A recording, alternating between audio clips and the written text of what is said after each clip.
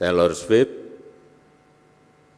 di Singapura di bulan Maret yang lalu diselenggarakan 6 hari di Singapura.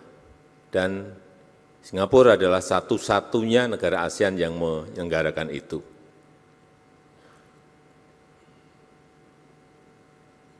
Yang nonton, saya kira lebih dari separuh itu orang Indonesia. Karena penggemar Taylor Swift, kalau kita lihat di Spotify, Indonesia itu 2,2 juta orang. Bismillahirrahmanirrahim. Assalamualaikum warahmatullahi wabarakatuh.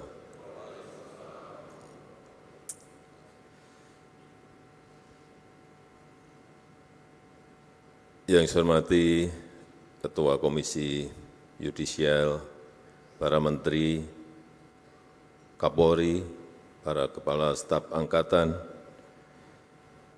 para pejabat utama Mabes Polri, seluruh Kapolda yang hadir, para penerima manfaat dari perizinan ini, Bapak Ibu, tamu undangan yang berbahagia.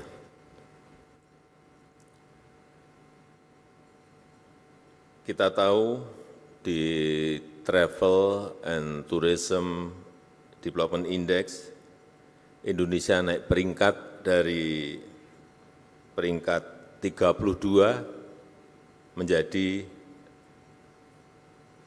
ke 22.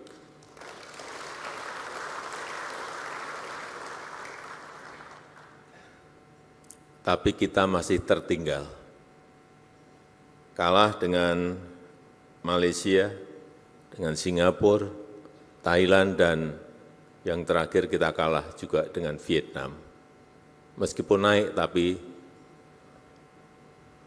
kita hanya di urutan kelima ASEAN.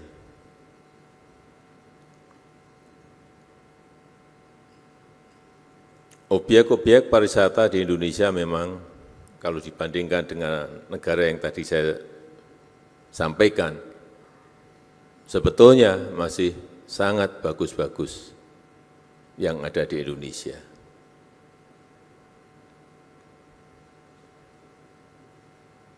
Sehingga yang paling baik adalah mendatangkan wisata mancanegara dalam jumlah yang besar. Dengan cara apa? Dengan cara menyelenggarakan event-event internasional. Baik itu yang namanya konser musik, baik itu summit, meeting, dan juga event-event olahraga. Kita tahu yang baru saja diselenggarakan Taylor Swift di Singapura di bulan Maret yang lalu, diselenggarakan 6 hari di Singapura. Dan Singapura adalah satu-satunya negara ASEAN yang menyelenggarakan itu.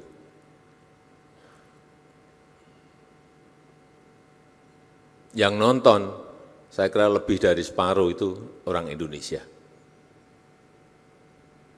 Karena penggemar Taylor Swift, kalau kita lihat di Spotify, Indonesia itu 2,2 juta orang.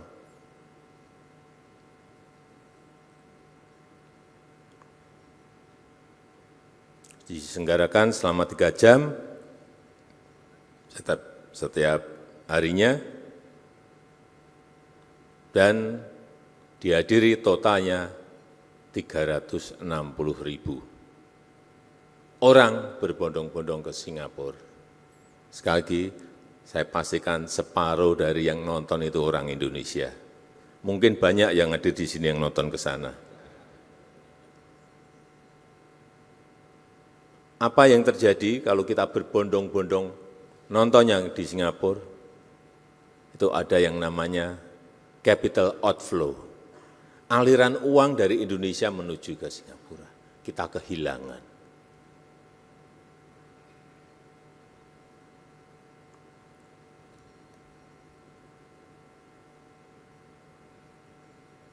Kehilangan uang bukan hanya untuk beli tiket, tapi kehilangan uang Indonesia untuk bayar hotel, untuk makan, untuk transport, dan lain-lainnya.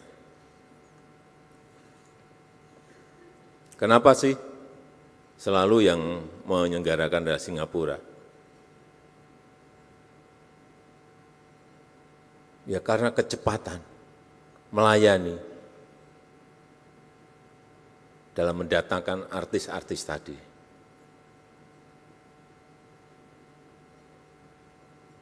Dukungan pemerintah, baik itu kemudahan akses, keamanan, dan lain-lainnya. Yang kedua, saya ingat konser Coldplay. Indonesia dapat, tapi hanya 1 hari. Hanya 1 hari. Singapura dapat 4 hari. Penuh, tambah lagi jadi 5 hari. Penuh, tambah lagi jadi 6 hari. Sekali lagi, yang nonton itu separuh adalah dari Indonesia. Saya pastikan lebih dari separuh dari Indonesia. Karena di sini tiketnya baru 20 menit saja sudah habis. Tapi mau nambah enggak bisa. Kenapa? Saya tanya ke penyelenggara, karena memang urusan perizinan kita ruwet.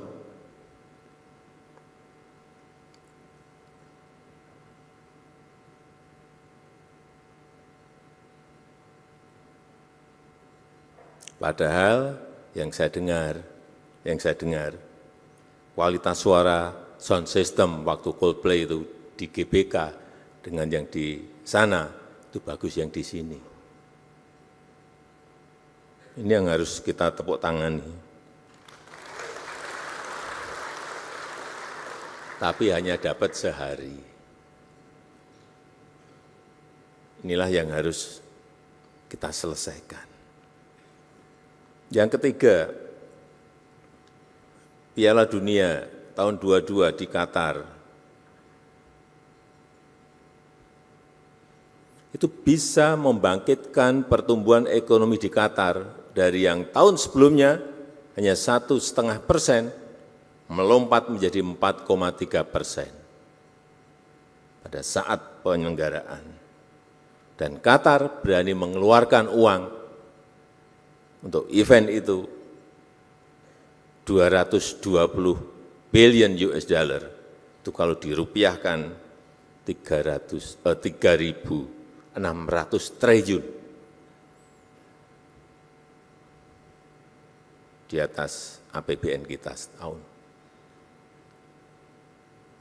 Kenapa dia berani mengeluarkan itu, uang sebanyak itu? Ya karena pasti return-nya lebih besar dari ini, keuntungannya pasti lebih besar dari ini.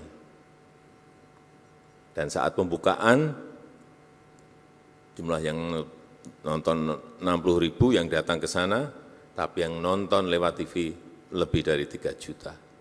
Itu sudah keuntungan promosi sebuah negara. Sekarang kita masuk ke Indonesia.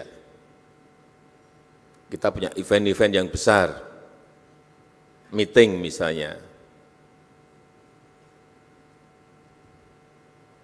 yang baru saja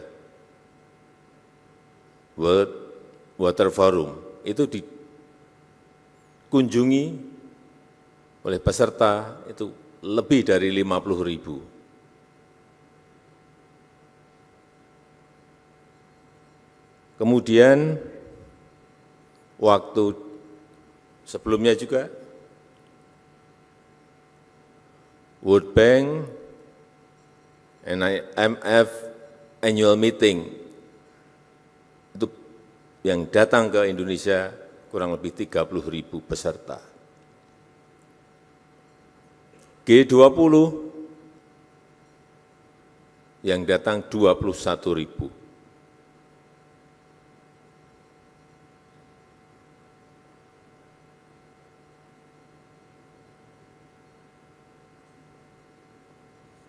Dan setiap peserta itu spendingnya, belanjanya kurang lebih 30 juta per orang. Tinggal kalikan saja. Total menjadi berapa ratus miliar atau berapa triliun. Inilah event meeting. Sehingga sekarang ini banyak orang rebutan mengadakan event-event dunia.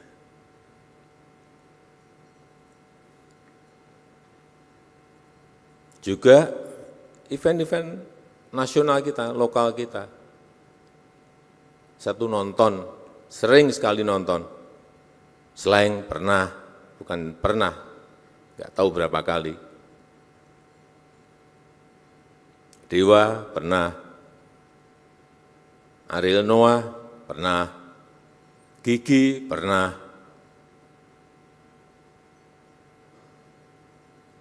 yang saya bisa bayangkan, ngurus izinnya ruwet saja masih mau menyelenggarakan kok, penyelenggara event.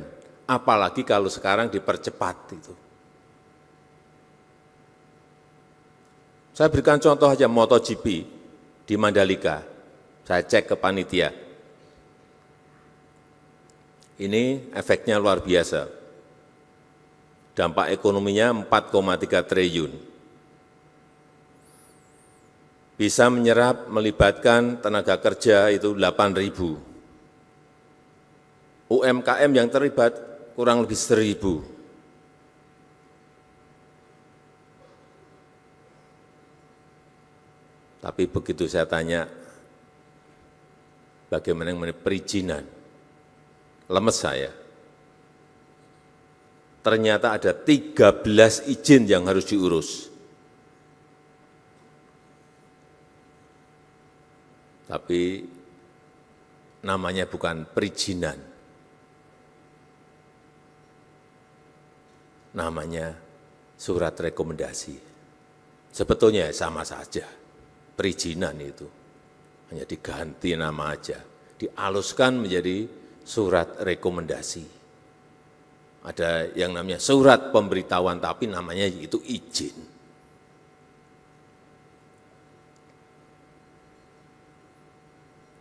Dimulai dari surat persetujuan desa, surat rekomendasi dari IMI NTB, surat rekomendasi dari IMI Pusat,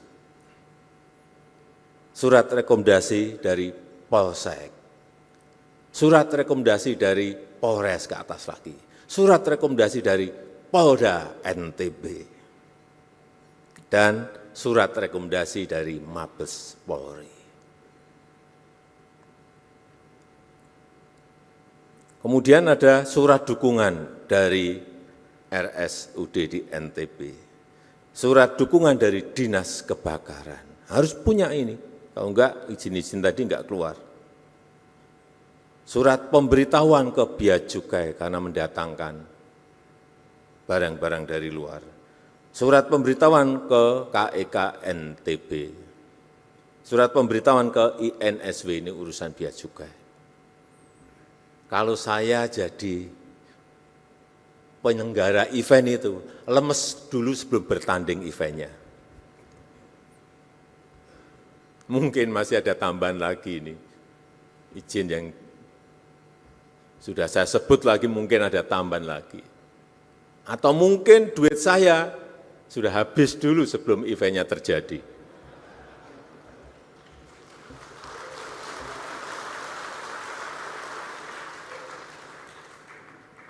Ini fakta. Karena saya tanya langsung, sebenarnya problemnya apa sih? Ini sama dengan konser musik, dengan event-event olahraga lainnya, sudah nggak akan mungkin jauh dari yang tadi saya sebutkan tadi. Betapa sangat beratnya menjadi penyelenggara event di Indonesia. Padahal event di Indonesia itu setiap tahun, sekarang sebelum pandemi itu ada 4.000 event kurang lebih. Sekarang 3.700 event. Jadi sekali lagi, ini sudah saya kejar-kejar lama, saya sangat mengapresiasi, sangat menghargai, sekarang sudah ada OSS untuk penyelenggaraan event. Tapi juga akan saya ikuti terus, akan saya cek terus. Karena yang terjadi dulu pernah di sebuah kementerian sudah dibuat OSS, tapi karena nggak pernah dicek, nggak pernah dikontrol, sistemnya dimatikan. Artinya apa? Manual lagi. Artinya ketemu lagi. Dan akhirnya ditangkap oleh KPK. Ya, saat itu langsung ditangkap oleh KPK. Saya datang, karena saya datang ke sana.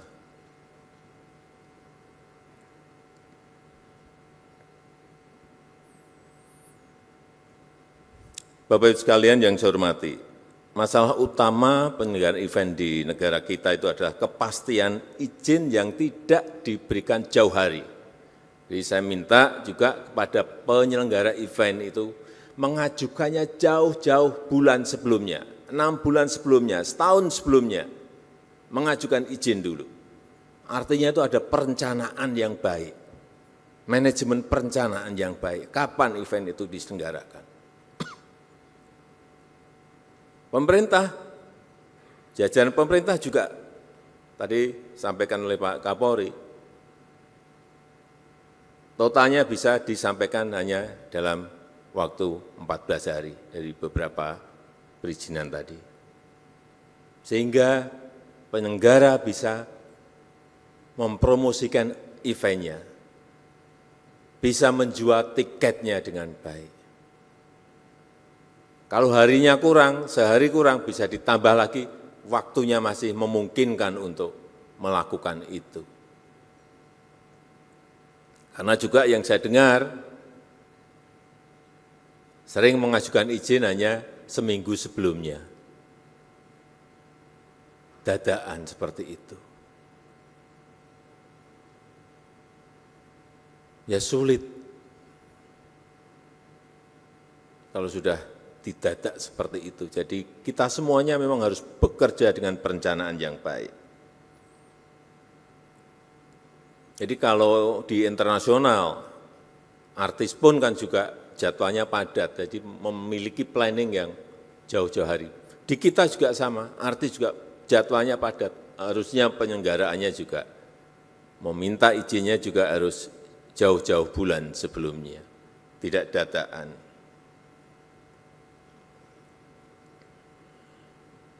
Dan bahkan di negara kita ini masih sudah izinnya keluar saja masih dibatalkan kok. Kejadian itu saya enggak sekali dua kali mendapatkan keluhan itu. Sudah keluar izin aja bisa dibatalkan. Saya enggak tahu karena apa. Alasan karena keamanan. Ya keamanan itu sebenarnya tugasnya aparat kepolisian untuk menyelesaikan agar menjadi dari yang tidak aman menjadi aman.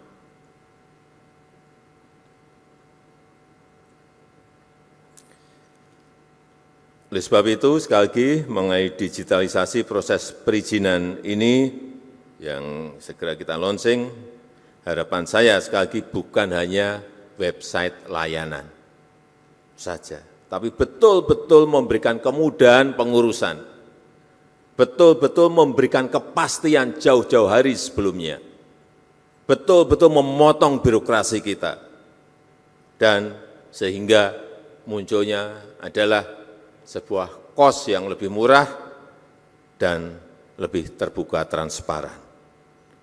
Saya rasa itu yang ingin saya sampaikan, dan dengan mengucap Bismillahirrahmanirrahim pada pagi hari ini secara resmi saya luncurkan digitalisasi layanan perizinan penyelenggaraan event di Indonesia. Terima kasih. Kami mengundang ke atas panggung Menteri Koordinator Bidang Kemaritiman dan Investasi, Sekretaris Kabinet, Menteri Badan Usaha Milik Negara, Menteri Pemuda dan Olahraga, Kepala Kepolisian Negara Republik Indonesia, PJ Gubernur Jakarta. Tapi kita masih punya PR besar juga.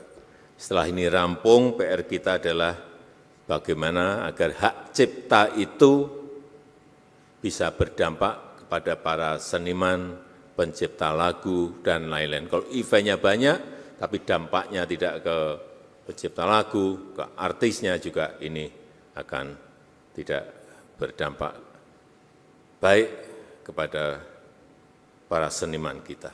Saya rasa itu. Wassalamualaikum warahmatullahi wabarakatuh.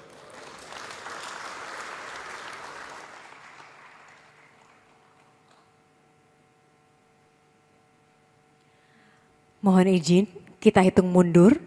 3, 2, 1.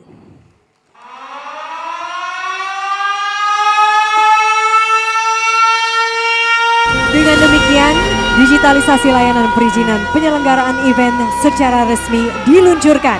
Mari kita berikan tepuk tangan yang sangat meriah.